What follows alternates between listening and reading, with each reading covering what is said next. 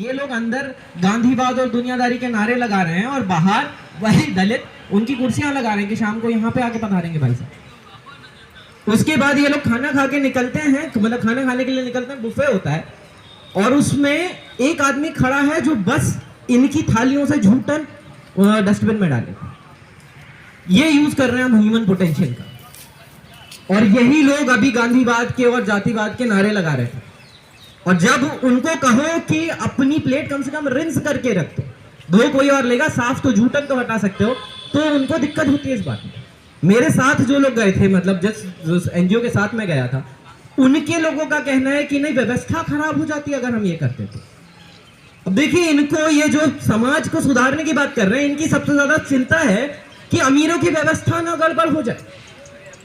वो दलित अगर ना उसका साफ कर रहा है तब तक कर रहा है। जितने लोग हम लोग, जैसे मैं आजकल जब मैं ट्रैवल करता हूँ तो मैं होटल में जाता हूँ, मैं बात करूंगा उसके बाद जल्दी से कविता पे आऊंगा। लेकिन ये क्योंकि मैंने खुद अम्बेडकर को खुद नहीं पढ़ा, लेकिन मैंने जिया बहुत है, तो मैं देखता हूँ कि होता क्या है। जितने भी, मतलब मैं पिछली बार जब BHU आया था उसके बाद मैं एक लंबे से टूर पे गया, बहुत सारे हॉस्टल, बहुत सारे होटल, बहुत सारे 5 स्टार होटल, अलग अलग जगह पे गया। सब जगह पे जो टॉयलेट साफ करने आते हैं वो दलित माइनर है। एक बच्ची थी, वो कुपोषित थी, उनसे मांगो कि मुझे टॉयलेट ब्रश दे दो, मैं खुद साफ करके जाऊंगा अपना, मानते नहीं है। डांटना पड़ता है उनको कि नहीं ये तेरा हक है, मेरी टॉयलेट मुझे साफ करनी थी। ये बात गांधी ने बहुत पहले क्लियर कर दी है। लेकिन अभी भी हम लोग, कितने लोग हैं, हम सब लोग खाते हैं ना शादियों में, जब भी हम पब्लिक डाइनिंग करते हैं, कितनी बार ऐसा होता है कि हम लोगों ने अपने उनको ध्यान रहा कि अच्छा ये प्लेट में साफ करके रख दूं वरना कोई दलित धोएगा। जाति व्यवस्था ऐसा नहीं है कि ब्राह्मणों के अंदर है, एक ऐसी चीज है जो 100% इंसानों के अंदर अगर हिंदुस्तान में पैदा हुए तो तुम्हारा कॉन्शियस जाति व्यवस्था से ओरिजिनेट होता है। हम माने या ना माने, खुद मेहतर भी यहाँ पे कास्टिस्ट है, जो दलित है वो खुद और कास्टिस्ट है।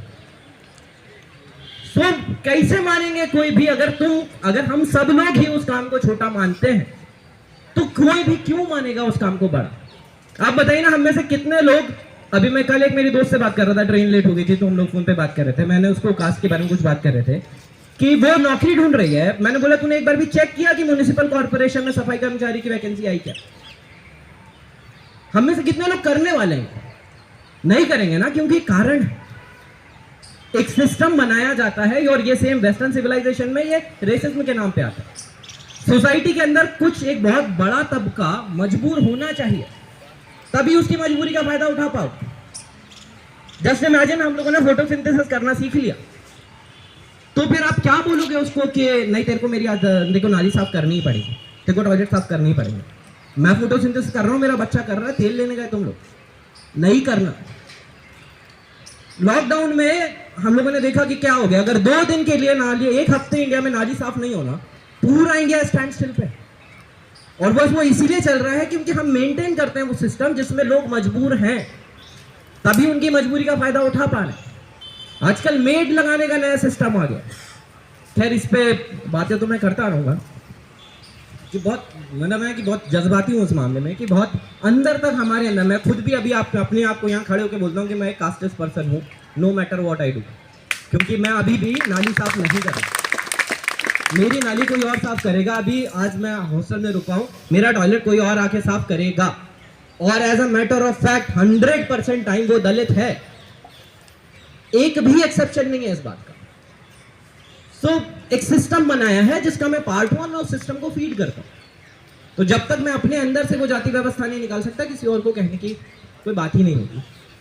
खैर, अदम गौंडी साहब की कविता आपने सुनी होगी कि आइए महसूस करिए जिंदगी के ताप को, आइए महसूस करिए जिंदगी के ताप को, मैं चमारों की गली तक ले चलूंगा आपको।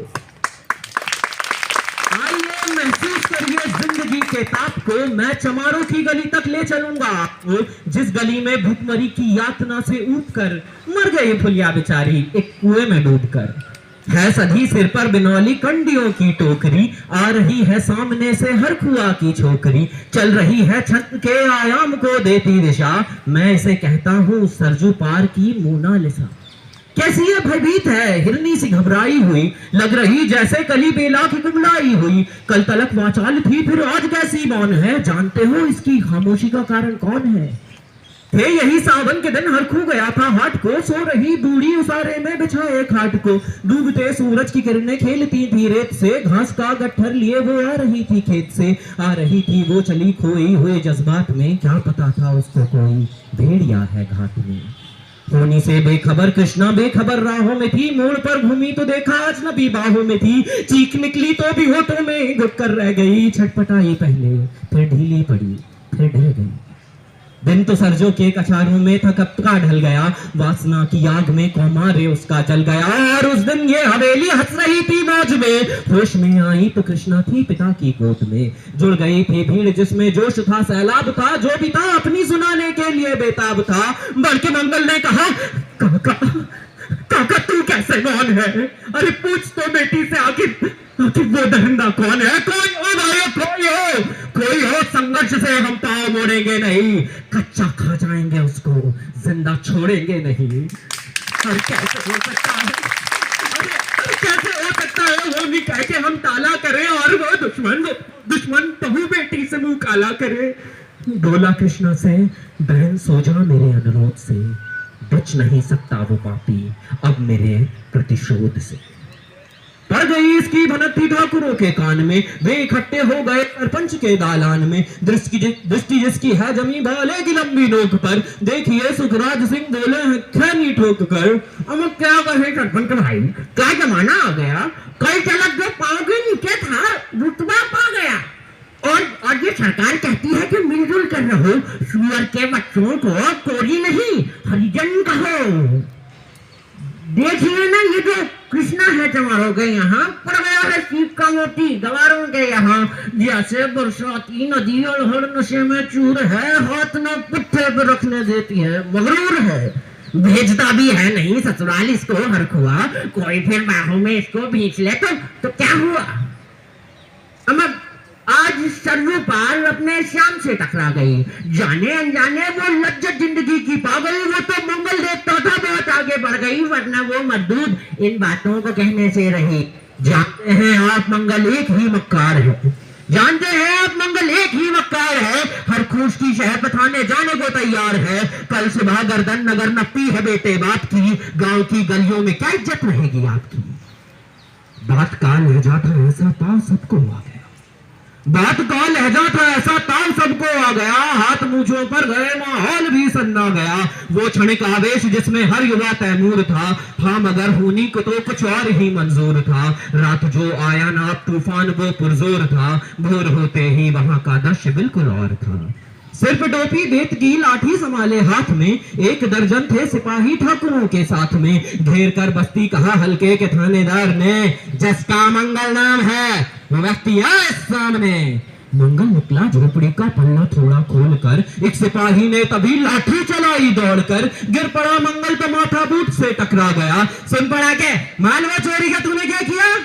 अरे कैसी चोरी, माल कैसा? उसने जैसे ही कहा एक लाठी फिर पड़ी और होश भी जाता रहा। होश खोकर वो पड़ा था झोपड़ी के द्वार पर, ठाकुर से फिर दरोगा ने कहा ललकार कर, मेरा मुंह क्या देखते हो, इसके मुंह में थूक दो, आग लाओ और इसकी झोपड़ी भी फूंक दो। और फिर प्रतिशोध की आंधी वहां चलने लगी, बेसहारा निर्बलों की झोपड़ी जलने लगी। दुधमुहा बच्चा व बूढ़ा जो वहां खेड़े में था, वो अभागा दीन हिंसक भीड़ के घेरे में था। घर को जलता देख कर वो होश को खोने लगे, कुछ तो मन ही मन मगर कुछ जोर से रोने लगे। कह दो उन कुत्तों के बल्लों से कहते रहे नहीं, हुक्म जब तक मैं न दूं कोई कहीं जाए नहीं। ये दरोगा मुंह से शब्द झरते फूल से, और रहे थे ठेलते लोगों को अपने रूल से। फिर डाले इनका दंडों से सुधारा जाएगा, ठाकुरों से जो भी टकराया वो मारा जाएगा। ये समझते हैं कि ठाकुर से उलझना खेल है, ऐसे पाजी का ठिकाना घर नहीं है जेल है। पूछते रहते हैं मुझसे लोग अक्सर ये सवाल, पूछते रहते हैं मुझसे लोग अक्सर ये सवाल, कैसा है कहिए ना सरजू पार की कृष्णा का हाल।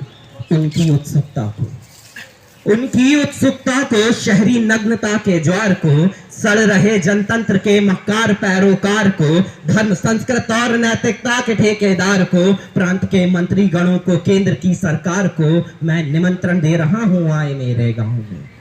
मैं निमंत्रण दे रहा हूं, आए मेरे गांव में। तट पे नदियों के घनी अमराइयों की छांव में, गांव जिसमें आज पांचाली उघाड़ी जा रही, या अहिंसा की जहां पर नख उतारी जा रही है। तरसते कितने ही मंगल लंगोटी के लिए, बेचती है जिस्म कितनी कृष्णा रोटी के लिए। आइए महसूस करिए जिंदगी से काट के मैं समारोह की बनती मैं चलूंगा।